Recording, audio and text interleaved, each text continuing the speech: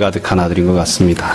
저는 어린이 주일이라고만 생각을 했는데 오늘 어린이날이기도 하고 또 이제 중간에 5월 8일에는 어버이날이 들어있기도 합니다. 그래서 오늘은 애들이 안 와봐요. 어린이날인지 벌써 부산합니다. 저 뒤에 걷기를 시작한 겸이도 열심히 걸어다니고 좀 예배 시간에 아이들이 정숙하게 예배를 잘 들을 수 있도록 부모님들이 또 잘 가르쳐 주시고 또 혹시 좀 아이들이 조금 소란해도 특별히 어린이날이니까 조금 더 마음에 좀 여유를 가지시고 좀 더 참아주시기 바랍니다. 자, 우리 오늘 시편 25편 말씀 함께 나누도록 하겠습니다.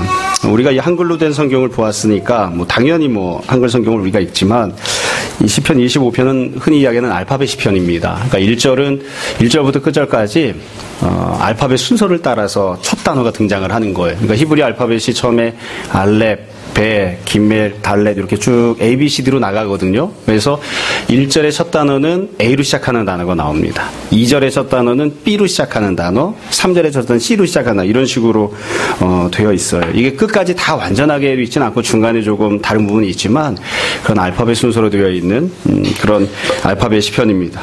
본문을 해석하는데 그렇게 중요하지는 않습니다. 또 앞부분에 우리가 지금 이제 25편을 보고 있으니까요. 22편부터 어떤 내용들이 나왔는지를 간단하게 제가 다시 한번 이야기를 할게요. 이건 뒷부분에 가서 전체적인 내용을 이야기할 때 중요하기 때문에 말씀을 드리는 겁니다. 먼저 기억을 잘 더듬어 보시면 22편에 보면 메시아가 어떤 분인지를 선포합니다. 그러면서 고난받는 종으로서의 메시아에 대한 선포가 나오죠. 메시아가 영광받는 모습이 아니라 고난당하시는 모습을 통해서 직분을 감당한다는 내용이 나옵니다. 그래서 22편 1절에 보면 유명한 내용이 나오죠. 엘리 엘리 라마 사박다니, 나의 하나님 어찌 나를 버리시나이까. 그리고 또 22편에서는 원수와 대적들이 나를 조롱합니다. 그렇게 탄식하는 내용이 나오고 또 바산의 암소들이 그리고 개들과 악인들이 나를 둘러싸고 찢고자 합니다. 그런 내용들이 나와요. 그래서 22편에서 메시아가 자신의 뼈를 셀 수 있다고 하는 그런 탄식과 그런 고백을 하는 내용이 나옵니다. 그 이후에 23편은 너무나 유명한 내용이죠. 여호와는 나의 목자시니 내게 부족함이 없으리로다. 이 두 개를 붙여서 읽으면 이렇게 됩니다. 메시아가 고난당하는 과정을 통해서 직분을 감당하시고 그로 말미암아 우리가 23편의 은혜를 받아 누리는 겁니다. 하나님의 목자가 되어주시는 그 뒤에 우리가 지난주에 보았던 24편 내용이 나와요. 24편 내용은 하나님께서 영광의 왕으로서 문들 사이를 지나 성으로 입성하시는 그런 내용이 나옵니다. 그래서 하나님이 영광의 왕이시고 영원한 문들이 그 머리를 들고 하나님께 경배하는 그런 내용이 나와요. 그래서 메시아께서 고난당하는 메시아이실 뿐만 아니라 영광의 메시아로 우리가 선포하는 그 내용이 24편입니다. 그 뒤에 지금 읽고 있는 우리가 보려고 한 25편이 나오거든요. 그러니까 25편은 영광의 왕이신 메시아께서 도대체 어떤 은혜를 베푸시는가, 이와 관련된 내용이다, 이렇게 보셔도 되고요. 또 이 앞에 나왔던 내용들을 좀 염두에 두시고 앞부분과 관련져서 본문을 좀 읽으시면, 또 묵상하시면 조금 더 풍성하게 그리고 조금 더 정확하게 본문을 읽을 수 있지 않나 싶습니다. 이 25편 내용 안에는 크게 보면 세 가지 간구가 들어있습니다. 본문이 어떻게 되어 있냐면 소단락이 4개가 이 안에 들어있거든요. 그래서 첫 번째 소단락 안에 간구와 고백, 두 번째 소단락 안에도 간구와 고백, 세 번째에도 간구와 고백, 이렇게 앞에 나오는 세 단락이 이 시인이 간구하는 내용 그리고 그에 대해서 고백하는 내용이 나옵니다. 그리고 맨 마지막 단락에 가면 자기가 간구했던 내용을 다시 종합을 해서 다시 한 번 더 반복해서 간구하는 그런 내용을 담고 있습니다. 그러니까 결국 25편은 간구가 중심을 이룹니다. 이런 점은 앞에 나왔던 것들과 좀 다른 점이라고 할 수 있어요. 앞에 나왔던 23편 같은 경우에는 자신이 어떤 은혜를 받은지를 선포하고 찬양을 했는데 지금은 어떤 은혜를 받았는지를 선포하고 찬양하는 것보다 이러이러한 은혜를 베풀어 주십시오. 나에게 이런 것들이 필요합니다. 나는 이런 것들이 부족합니다. 그렇게 간구하는 내용들이 중점을 이루고 있어요. 그래서 도대체 시인이 어떤 내용을 세 가지를 간구하는지, 그리고 그 간구마다 어떤 은혜를 내가 받게 되었노라고 주님 앞에 고백하는지를 오늘 살펴보려고 합니다. 먼저 첫 번째 간구 내용입니다. 첫 번째 간구는 1절부터 3절까지 나오는 내용이에요. 1절을 보세요. 여호와여 나의 영혼이 주를 우러러보나이다. 나의 하나님이여 내가 주께 의지하였사오니 나를 부끄럽지 않게 하시고 나의 원수들이 나를 이겨 개가를 부르지 못하게 하소서. 그래서 지금 이 간구하는 내용은 내가 하나님을 우러르고 하나님을 의지합니다. 그러니까 나를 부끄럽지 않게 해주십시오. 또 나의 원수들이 개가를 부르지 못하게 해주십시오. 이렇게 간구하는 내용입니다. 이 간구하는 내용은 뭐 다른 간구도 다 마찬가지예요. 하나님이 나에게 은혜를 베풀어 달라고 간구하는 겁니다. 그러니까 하나님께서 나에게 은혜를 베풀어 주시되 그 은혜가 나의 어떤 관계와 관련해서 은혜를 필요하다고 고백하냐면 지금 첫 번째는 대적들이 있어요. 원수들이 있어요. 나를 못 살게 구는 사람들이 있죠. 그래서 그 대적들과 관련해서 하나님이 나에게 은혜를 베풀어 주셨으면 좋겠습니다. 그 대적들과 관련해서 내가 대적들에게 부끄러움 당하지 않고 그들이 개가를 부르지 못하도록 그렇게 해달라고 간구하는 거예요. 또 그 뒤에 3절에 보시면 이제 간구한 뒤에 고백을 하죠. 이 고백은 주를 바라는 자들은 수치를 당하지 아니하려니와 까닭 없이 속이는 자들은 수치를 당하리이다. 이건 하나님 앞에 고백하는 내용입니다. 내가 기도했잖아요. 간구했잖아요. 간구한 다음에 하나님께서 나에게 응답하실 것입니다라고 하나님께 고백을 해요. 사실 뒷부분에 나오는 모든 고백은 사람들 앞에서 고백하고 선포하는 건데 여기는 조금 다르게 돼 있습니다. 제가 곰곰이 생각을 해봤어요. 뒤에 부분에서는 자기가 간구한 다음에 이것을 주십시오. 간구한 다음에 사람들 앞에서 하나님께서 나에게 이것을 주셨습니다. 이렇게 선포하는데 왜 지금은 이 처음에 간구하는 내용에서는 그렇게 안 하고 사람들을 향해서 선포하는 게 아니고 하나님 앞에서 고백하는 이런 고백을 담아두었을까? 제가 생각해 보니까 제 짧은 머리로는 제가 생각하기에는 아마 이 문제가 아직 완전히 해결이 안 된 것 같아요. 그러니까 이 대적들과 관련해서 하나님께 은혜를 구하고 하나님 역사해 주셔서 내게 은혜를 베풀어 주셔서 내가 대적과의 관계에서 이러이러한 은혜를 받기를 원합니다. 간구했지만 아직 이게 응답되지 않은 거예요.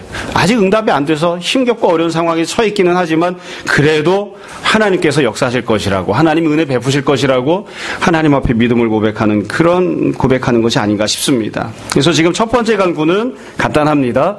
누구와의 관계와 관련되어 있느냐? 대적들과의 관계예요. 내가 살아가면서 대적들이 없으면 좋은데 대적들이 있다고요. 그래서 그 대적들과의 관계에서 하나님이 나에게 이러이러한 은혜를 베풀어 주셨으면 좋겠습니다. 그렇게 간구하는 겁니다.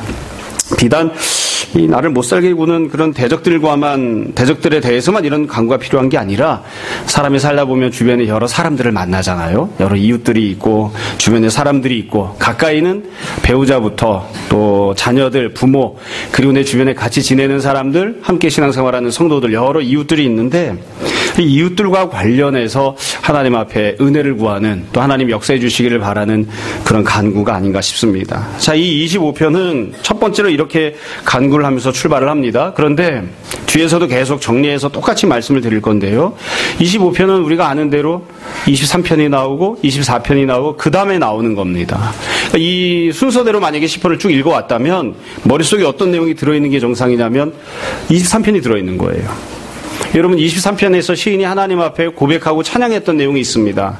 그 중에 여러 가지를 찬양했는데 그 중에 세 번째 찬양이 그거예요. 주님께서 나에게 은혜를 베풀어 주셔서 내 원수의 목전에서 주님께서 나에게 상을 베풀어 주시고 주님께서 내 머리에 기름을 발라주셨습니다. 그게 시편 23편에서 했던 아주 중요한 찬양입니다. 그러니까 시편 23편도 보면 원수가 있었어요. 근데 그 원수들이 있음에도 불구하고 하나님께서 은혜를 베풀어 주셔서 원수의 바로 앞에서 나에게 상을 하나님께서 직접 차려주시고 내 머리에 기름을 발라주시는 그런 은혜를 베풀어 주셨다. 그렇게 고백을 했다고요. 근데 지금 어찌 보면 또 비슷한 내용을 지금 하나님 앞에 간구합니다. 이걸 우리가 중요하게 생각을 해야 됩니다. 여러분 23편에 이미 은혜를 받았잖아요. 그렇죠? 23편에서 원수의 목전에서 하나님이 나에게 언약을 성취시켜주시고 상을 베풀어 주시는 그런 은혜를 받았잖아요. 그럼 그걸로 모든 상황이 종결이 되고 더 이상 원수는 없어야 될 것 같은데 근데 지금 시인이 23편 은혜를 받아 누린 이후에도 다시 한번 하나님 앞에 간구를 한다고요. 여전히 원수가 있어요.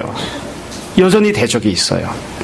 그래서 이 시인이 주님 앞에 간구하는 거예요. 내가 이미 그 은혜를 받았기 때문에 더 이상 이런 은혜가 필요 없습니다. 이렇게 하는 게 아니라 주님께서 이미 이전에 과거에 이미 내가 받아 누린 적이 있습니다. 그 은혜를 경험한 적이 있습니다. 대적들과 원수들 앞에서 하나님께서 상을 베풀어 주신 은혜를 내가 누린 적이 있습니다. 그럼에도 불구하고 아직도 다시 한 번 더 여전히 대적들이 존재하고 있고 나를 어렵게 하는 사람들이 여전히 있고 그들과 관련해서 주님께서 역사해 주시고 은혜 베풀어 주시기 원합니다. 심지어 지금은 어떠하냐면 23편에서 하나님이 베푸신 은혜보다 더 약한 은혜를 간구해요. 23편에서는 하나님께서 상을 베풀어 주셨죠. 기름을 발라 주셨죠. 근데 지금은 그런 은혜를 구하고 있는 게 아니에요. 단지 부끄러움을 당하지 않게 해주십시오. 원수들이, 대적들이 승리하고 개가를 부르는 그런 일이 없도록 해주십시오. 그러니까 23편 앞에서 불렀던 것보다 훨씬 더 미약한 그런 은혜를 달라고 찬양하는 거예요. 뒷부분에 가면 그렇지 않습니다. 뒷부분은 조금 더 큰 은혜를 달라고 간구할 것인데 지금은 그렇지 않아요. 그래서 이 성도가, 이 시인이 찬양했던, 또 간구했던 첫 번째, 대적들과 관련된 것입니다. 주변 사람들과 관련된 것. 나에게 여전히 원수가 있습니다. 이 원수와 관련해서 주님 역사해 주시고 은혜를 베풀어 주십시오. 나로 하여금 부끄러움을 당하지 않게 해주십시오. 이게 첫 번째 간구입니다.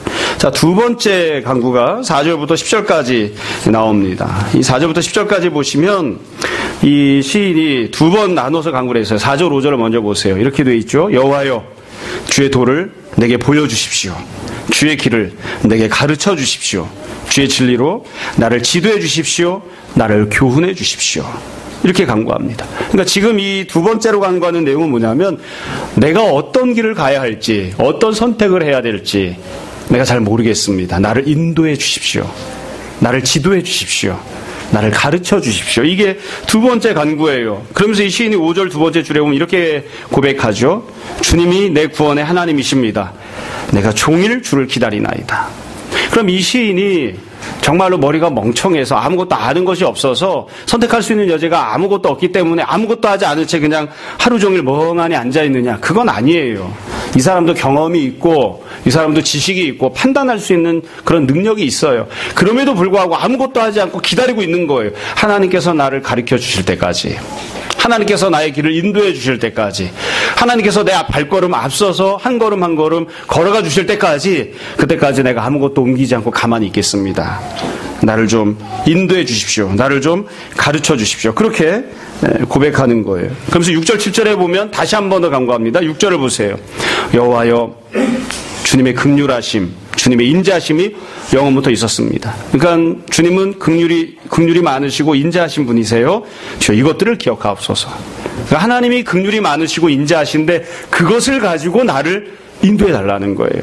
7절에 보시면 여호와여, 내 젊은 시절의 죄와 허물을 기억하지 마시고 주의 인자하심을 따라 주께서 나를 기억하시되 주의 선하심으로 하옵소서.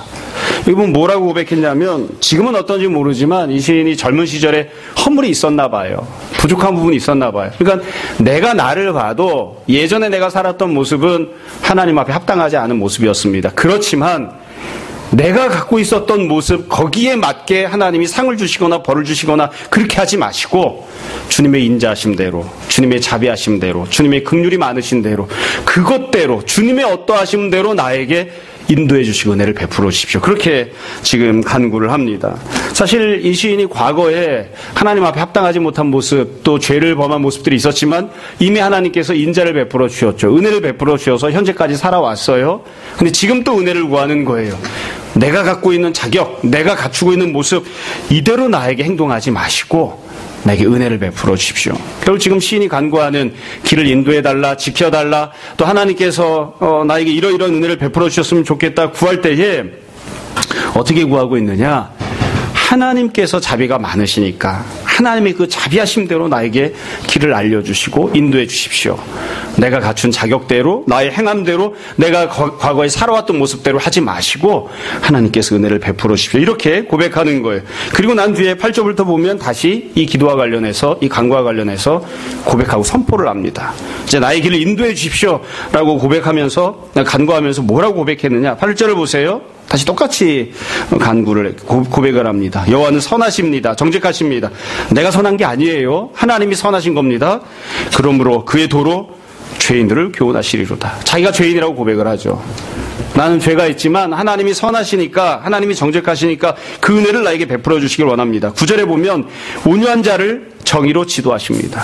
여기 보면 온유한 자가 나오죠. 여러분, 제가 예전에 팔복을 설교할 때 그렇게 말씀드린 적이 있어요. 기억을 하실까 모르겠어요. 여기 보면 시인이 자기 자신을 죄인이라고 이야기를 하잖아요. 또 온유한 자라고 이야기를 하잖아요. 그래서 우리가 얼핏 생각할 때는 어떻게 생각을 하냐면, 야, 이 사람은 성품이 훌륭한가 보다. 인격적으로 훌륭한가 보다. 그래서 인격적으로 훌륭하기 때문에, 흠잡을 데가 없기 때문에, 부드럽고 온유하기 때문에 하나님께서 그 사람에게, 야, 너는 참 대단한 인품을 갖고 있으니까, 딴 사람보다는 인격은 훌륭하니까 내가 너에게 은혜를 줄게. 우린 종종 이런 식으로 생각하곤 합니다. 그래서 내가 하나님께 은혜를 못 받는 이유가 온유하지 않기 때문인가 보다. 나쁘게 얘기하면 성질이 개 같아서 그런가 보다. 성격이 나빠서 그런가 보다. 이렇게 생각하고네요. 그렇지 않아요. 지금 여기서 이야기하고 있는 온유하다는 건 그런 뜻이 아니에요. 방금 전에 뭐라고 얘기했냐면 자기를 죄인이라고 이야기했잖아요. 죄인이면서 동시에 온유한 자예요. 무슨 뜻이냐면 내가 죄인이거든요. 부족한 부분들이 많이 있거든요. 그래서 죄인이기 때문에 부족한 부분이 많이 있기 때문에 그래서 뒤에 가면 좀 더 나오겠지만 가난하고 아프고 힘이 없어요. 그래서 승질을 부릴래야 승질을 부릴 힘이 남아있지를 않아요. 그러니까 어찌 보면 내가 참 인격이 훌륭해서가 아니라 하나님께서 나를 치셨기 때문에 혹은 하나님께서 나에게 그런 연단을 주셨기 때문에 내가 승질을 부릴 수 있는 입장이 아니에요. 승질을 부릴래야 회사에 가면 쫄따군데 승질을 부릴래야 내가 주변을 살펴보면 갖고 있는 돈이나 명예나 권력이 아무것도 없는데 어디다 대고 승질을 부리겠어요. 그러니까 누군가가 때리면 맞아야 되고요. 누군가 밟으면 밟혀야 돼요. 그걸 지금 뭐라고 표현했냐면 온유한 자라고 표현한 거예요. 온유한 자라고. 참, 여러분 집에서 강아지를 키우는 사람은 마누라가 뭐라고 하거나 남편이 뭐라고 하거나 직장 상사가 뭐라고 하면 집에 가서 강아지라도 발로 걷어찰 텐데 물론 조금 지나면 강아지 걷어차면 집에서 쫓겨나는 경우가 생길 수도 있죠. 이게 누르면 눌려야 되는 밟으면 밟혀야 되는 사람인 거예요. 그러니까 마음이 어떠냐면 내가 인품이 훌륭해서 온유한 게 아니고 다른 사람에게 배려해서 온유한 게 아니고 어쩔 수 없이 참는 거죠. 어쩔 수 없이 참는 거예요. 그런 사람들을 뜻하는 겁니다. 그런 사람들을 하나님께서 가르쳐 주신다. 형편이 어려워서 당하고만 살아야 되는 사람들을 하나님이 지도해 주시고 인도해 주신다는 거예요. 또 9절에 보시면 두 번째 줄에 온유한 자에게 그의 도를 가르치시리로다. 10절 여호와의 모든 길은 그의 언약과 증거를 지키는 자에게 인자와 진리로다. 하나님께서 인자하심으로 진리로 가르쳐 주신다. 이렇게 표현을 하고 있습니다. 여러분 이것도 마찬가지예요. 지금 시편 25편을 읽고 있잖아요. 23편을 보시면 하나님께서 인도하시고 가르쳐주시고 지도하셨다는 고백이 나옵니다. 23편 제일 처음에 나오는 게 그거죠. 여호와는 나의 목자시니 내게 부족함이 없으리로다. 주님께서 우리를 어디로 인도하신다고요? 푸른 초장과 쉴만한 물가로 인도하신다. 그게 하나님이 가르쳐주시고 인도하시는 거예요. 근데 지금 이 시인이 다시 고백을 한다고요. 23편에서 하나님이 인도하심을 받았어요. 하나님 나를 데리고 가시는 것도 경험을 했어요. 그래서 이미 푸른 초장과 쉴만한 물가를 받아 누린 적이 있어요. 그럼에도 불구하고 지금 다시 한 번 더 하나님의 가르치심과 인도하심이 필요한 상황이 된 거예요. 내가 하나님의 인도하심을 받은 적이 없는 게 아니라 이미 하나님의 인도하심을 받았습니다. 다시 말씀드려요. 23편을 경험한 적이 있다고요. 푸른 초장과 쉴만한 물가를 가본 적이 있고 받아 누린 적이 있어요. 물질적인 풍요를 경험하고 누린 적이 있다고요. 그럼에도 불구하고 지금 다시 또 다른 어려움을 만나고 있는 겁니다. 23편이 없었기 때문이 아니라 23편이 있었음에도 불구하고 다시 한 번 더 갈 바를 알지 못하겠는 거예요. 내가 도대체 어느 길을 가야 됩니까? 어디로 가야 됩니까? 주님이 나의 목자가 되어주셔서 목자이신 주님을 따라가서 양떼로서의 삶을 살아보았고 은혜를 경험한 적이 있는데 지금 다시 한 번 더 갈 바를 알지 못하겠어요. 무엇을 해야 될지를 결정을 못하겠다고요. 그래서 지금 주님 앞에 다시 고백을 합니다. 나를 인도해 주십시오. 나를 가르쳐 주십시오. 지금 그렇게 구하는 거예요. 그리고 나서 생각해 보시면 이 시인이 하나님 앞에 간구할 때에 어떻게 간구했느냐? 잘 보세요. 푸른 초장이나 쉴만한 물가를 달라고 간구하지 않습니다. 이미 그건 경험을 해봤어요. 어쩌면 푸른 초장이나 쉴만한 물가가 정말로 절실하게 필요한 상황인지도 모르겠습니다. 가난하고 질병에 있고 힘들고 어려운 상황인지도 모르겠어요. 그렇든 아니든 이 시인이 지금 구하는 건 먹고 사는 문제를 지금 구하고 있지 않습니다.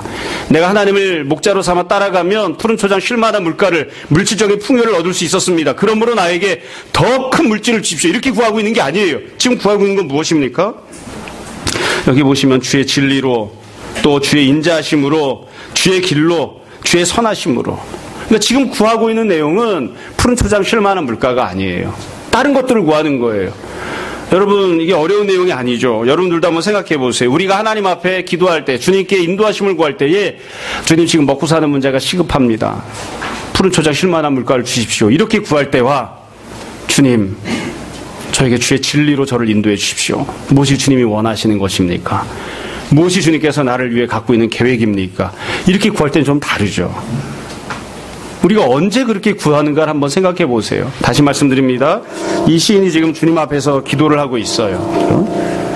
제 피아노 저거 다치겠네. 엄마가 피아노를 치는 사람인지라 애가 피아노가 익숙한가 봅니다. 예.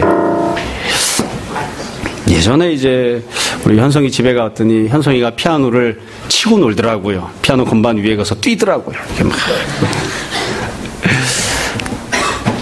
자, 다시 말씀을 드릴게요. 이 지금 두 번째 강구하는 내용은 시인이 하나님 앞에 은혜를 구합니다. 좀 더 푸른 풀밭으로 더 좋은 물가로 나를 인도해달라 이렇게 구하는 게 아니라 먹고 사는 문제에 대해서 풍요로움을 달라고 건강을 달라고 구하고 있는 것이 아니라 나에게 주의 진리로 인도해 주십시오. 주의 인자하심으로 인도해 주십시오. 그렇게 구하고 있는 거예요. 그래서 23편을 경험한 적이 있음에도 불구하고 이미 하나님께서 나를 인도해 주신 것을 경험한 적이 있음에도 불구하고 지금 오늘도 여전히 다시 한번 주님의 인도하심이 필요합니다. 그리고 하나님 앞에 은혜를 구하고 있는 것이죠. 그래서 어찌 보면 다윗의 인생을 시기별로 나누어 보면 좀 다르게 이해할 수 있는 부분이 있지 않나 싶어요. 처음에 기름 부음 받고 하나님 앞에 메시아로 직분 받기 전에 다시 목자로 살아갈 동안에 다윗이 하나님 인도하심을 충분히 경험을 했습니다. 근데 기름 부음을 받은 다음에는 하나님 인도하심 필요가 없느냐? 아니요. 그 다음에도 계속 하나님의 인도하심이 필요했던 거예요. 다시 왕이 된 다음에는 어디로 가야 할지 갈 바를 완전히 다 알았는가? 기름 부음 받았죠? 왕으로 세움 받았죠? 오랜 시간 고생을 하면서 경험을 쌓고 나중에 정말로 왕으로 즉위를 했죠? 그런 다음에는 갈 바를 언제나 명확하게 잘 알았는가? 아니에요. 그 다음에도 항상 갈 바를 알지 못해서 주님 오늘 내가 어떤 선택을 해야 됩니까? 어느 길로 가야 됩니까? 주님께 인도하심을 구하는 그런 모습이었다고요. 자, 마지막 세 번째 강구입니다. 세 번째 강구하는 내용은 11절부터 15절까지 나오는 내용입니다. 11절을 보세요. 11절 여호와여 나의 죄악이 크오니 주의 이름으로 말미암아 사하소서. 세 번째 강구는 자기의 죄를 용서해달라고 하는 강구입니다. 15절을 보세요. 현재 상황이 나옵니다. 내 눈이 항상 여호와를 바라보면 내 발을 그물에서 벗어나게 하실 것이미로다. 지금 이 시인이 어떻게 고백을 하냐면 하나님 나의 죄를 용서해 주십시오 이렇게 고백을 하면서 내 발이 지금 그물에 걸려 있습니다. 이렇게 고백을 해요. 그러니까 지금 시인이 현재 처해 있는 상황이 있습니다. 현실과 형편이 있어요. 현실적인 상황이 있어요. 현실적인 상황이 발이 그물에 걸려 있는 겁니다. 그리고 왜 이와 같은 상황이 되었다고 고백하냐면 내가 죄가 많아서 그렇습니다. 그렇게 고백하고 있어요. 하나님 내 현재 처해 있는 처지가 내 현재 처해 있는 상황이 내 죄 때문에 그렇습니다. 근데 이 상황에서 나의 죄를 용서해 주십시오. 이 상황에서 나를 벗어나게 해주십시오. 그렇게 고백을 하는 거예요. 그렇게 간구를 합니다. 그래서 12절부터 보면 하나님이 어떤 은혜를 베푸시는지, 내가 죄사함을 받으면 어떤 은혜를 받게 되는지, 내가 현재는 그물에 발이 걸려있는 처지이고 그런 죄인인 상황이지만 하나님이 내 죄를 용서하시면 내 상황을 어떻게 바꿔주시는지를 12절부터 14절까지 고백을 합니다. 고백하는 내용을 보세요. 12절 여호와를 경외한 자 누구냐? 그가 택할 길을 그에게 가르치시리로다. 하나님께서 길을 알려주시고요. 13절 그의 영혼은 평안히 살고, 현재 자기의 영혼이 현재 평안을 누릴 수 있게 되고 그의 자손은 땅을 상속하리로다. 현재만이 아니라 미래에 자식을 낳게 되면 자식들이 땅을 상속받는 자가 된다는 거예요. 14절에 보면 여호와의 친밀하심이 그를 경외하는 자들에게 있으며 그의 언약을 그들에게 보이시리로다. 하나님께서 친밀하게 행해 주신다. 이게 죄를 용서받고자 하나님께 간구하는 사람, 죄사함을 받은 사람이 받아 누리는 은혜라고 그렇게 고백을 합니다. 여러분, 사실 우리가 형편과 상황, 처지들을 이렇게 생각할 때에 구약 성경은 그런 전통을 갖고 있습니다. 그런 사고방식을 갖고 있어요. 내가 어떤 좋은 형편에 놓였다. 그러면 하나님 복을 주셨다. 내가 힘들고 어려운 상황을 만났다. 내 처지가 왜 이렇게 됐지? 내 상황이 왜 이렇게 되었지? 그러면 그게 연단이건 아니면 형벌이건 그것도 역시 하나님께서 그렇게 하신 것이다. 그러니까 하나님과의 관계 때문에 현재의 상황이 처해 있다고 생각을 하는 거예요. 그러니까 지금 이 시인이 하나님 앞에 간구합니다. 하나님께서 나에게 허락하신, 혹은 내가 죄 때문에 하나님께 당하고 있는 이 상황과 현실을, 이 처지를 내가 하나님과의 관계를 개선하기를 원합니다. 하나님 앞에서 죄사함 받기를 원합니다. 그러므로 하나님께서 고쳐주십시오. 그렇게 간구를 하는 거예요. 그래서 지금은 내 발이 그물에 걸려 있지만 나도 평안을 누리고 내 자식들도 땅을 상속받는 그런 모습이 되게 해주십시오. 이렇게 간구해요. 한 가지를 부가적으로 설명을 할게요. 이 이야기도 이전에 설교하면서 몇 번 설명드린 적이 있습니다. 왜 구약시대 때 은혜를 구할 때에 자손들이 땅을 상속받게 해달라고 기도하느냐, 자손들이 흥하게 해달라고 기도하느냐. 사실은 이게 절박한 현실 때문에 이런 간구가 나온 겁니다. 지금 현재 시인이 처해 있는 상황은 자식이 없어요. 자식이 잘 되고 말고를 지금 생각할 처지가 아니에요. 지금 내가 당장 발이 올무에 걸려 있어서 내가 끌려가서 죽을 지경이라고요. 그게 현재의 상황이에요. 그러니까 지금은 눈앞에 있는 현실 때문에 아무것도 생각할 겨를이 없거든요. 자식에 대해서 어쩌고 저쩌고 생각할 여유가 없거든요. 근데 하나님께서 그럴 때 항상 응답하시면 뭐라고 응답하시냐면 이런 식으로 자식과 관련된 응답을 주신 거예요. 여러분, 이스라엘 역사를 보면 우리가 잘 아는 유명한 예언이 나옵니다. 보라, 처녀가 잉태하여 아이를 낳을 것이다. 그런 예언이 나오죠. 그게 이제 예수님의 출생과 관련된 예언인데 그 예언의 말씀이 원래 주어졌던 상황은 이겁니다. 전쟁이 났습니다. 왕이 죽을 징이 되었습니다. 적군들이 들어와서 이 왕궁을 다 포위하고 왕궁이 지금 함락되기 일보 직전이에요. 그래서 다들 항복하자, 끝났다, 나라가 망했다, 왕은 어떻게 해야 죽을 것인가, 이런 고민을 하고 있었어요. 근데 선지자가 찾아와서 이렇게 이야기를 합니다. 지금 네가 생각할 때는 눈앞에 아무것도 안 보이지, 내일이 없을 것처럼 보이지, 당장 망할 것처럼 보이지, 천만에 봐라, 이제 네가 잉태하게 될 것이다. 잉태하면 아이가 10달이나 있어야 태어나겠지. 10달 동안도 나라가 망하지 않아. 그 아이가 출산하게 될 것이다. 출산한 다음에 아이가 성장해서 엄마 젖을 띠고 장차 성장을 해서 어린아이가 되고 젖과 버터를 먹게 될 것이다. 절대로 망하지 않아. 그 약속을 하실 때 이 내용을 항상 주셨어요.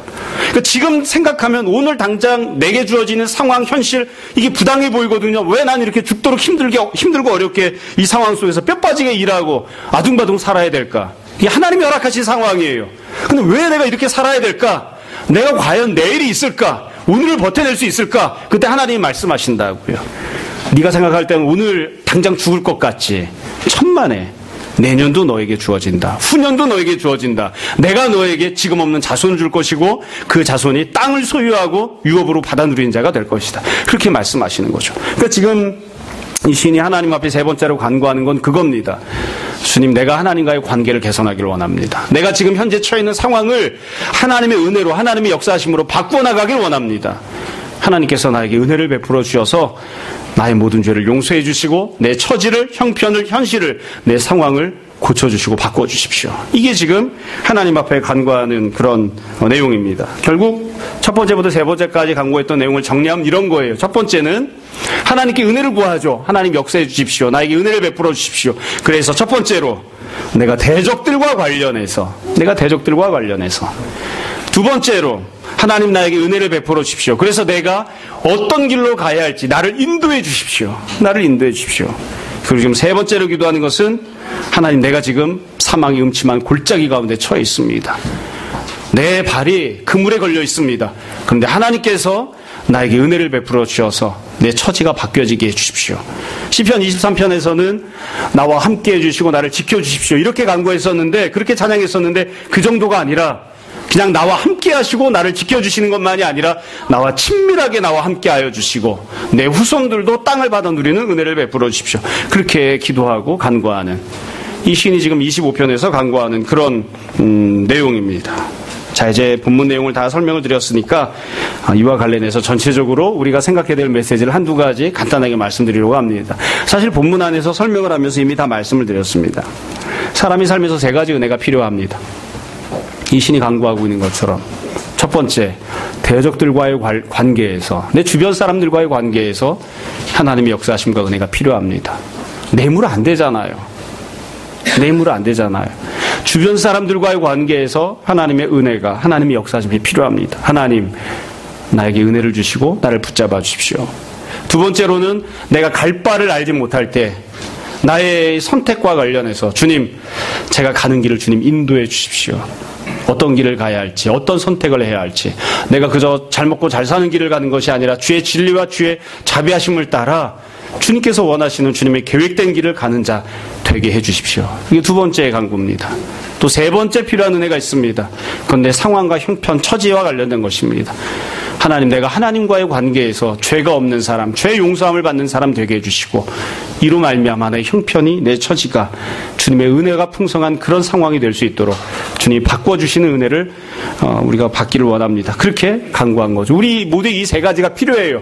첫 번째는 대적들과 관련해서, 두 번째로는 나 자신, 내가 나의 길을 선택하고 가는 것과 관련해서, 세 번째로는 하나님과의 관계, 이로 말미암아 내 형편, 처지와 관련해서 하나님의 은혜가 필요합니다. 그래서 이게 우리가 늘 기도하고 간구해야 되는 부분입니다. 두 번째로, 앞부분에서 중간중간 설명하면서 꼭 계속 말씀드렸습니다만, 이 시편 25편은 23편 다음에 나오는 겁니다. 여러분, 23편에서 은혜를 받았잖아요. 23편에서 사실은 이 세 가지 은혜를 받았어요. 23편에서 처음에는 나를 인도해 주십시오. 하나님 나를 인도해 주셨습니다. 이렇게 고백했죠.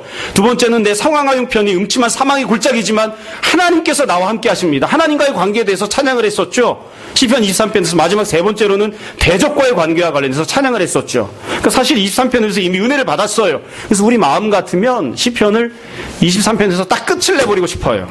끝을. 24편은 없는 것으로. 23편에서 너무나 좋은 은혜를 받았으니까 거기서 끝을 내버리고 싶어요. 근데 불행하게도 24편이 있다고요. 그리고 지금 25편이 또 있습니다. 자, 여러분 다시 말씀드립니다.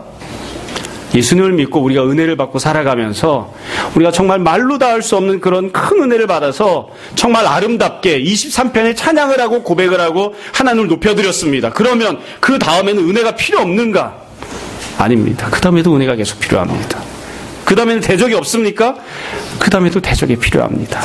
내가 사망의 음침한 골짜기를 벗어났으면 그 다음에는 어려운 형편을 만나지 않나요? 아니, 음침한 골짜기를 벗어났는데 그 다음에 내 발이 그물에 걸리는 형편과 상황이 좋지 못한 그런 처지를 만나기도 합니다. 주님께서 나를 인도해 주셨는데 그 다음에는 내가 인도함이 필요 없나요? 그 다음에도 계속해서 주님의 인도하심이 필요한 그런 상황을 만난다고요.